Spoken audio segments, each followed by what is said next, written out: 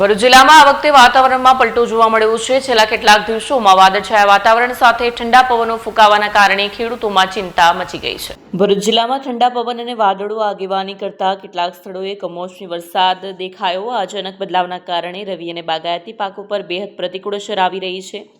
ખેડૂતોના મનમાં ભય છે કે આ વરસાદથી તેમના પાકોને ભારે નુકસાન થઈ શકે છે, જે તેમની આર્થિક સ્થિતિ પર ગંભીર અસર પાડે છે। ખાસ કરીને મકાઈ, તલ અને કપાસ જેવા પાકોમાં આ પ્રકારના કમોસમી વરસાદથી નુકસાનની શક્યતા વધી ગઈ છે।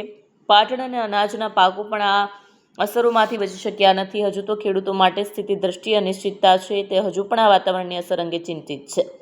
ભરૂચ જિલ્લાની કૃષિ વિભાગે પણ આ પરિસ્થિતિ પર નજર રાખી છે અને ખેડૂતોને યોગ્ય માર્ગદર્શન આપવા માટે સંકલ્પ કર્યો છે। જો આ વરસાદ ટૂંકા સમય માટે રહી જાય તો પાક પર વધારે નુકસાન ન થાય કે તેઓ યોગ્ય જ્ઞાન અને તકનીકી મદદ સાથે પોતાના પાકોને બચાવવાનો પ્રયાસ કરી રહ્યા છે। Bureau report, Satya TV news, Bharuch.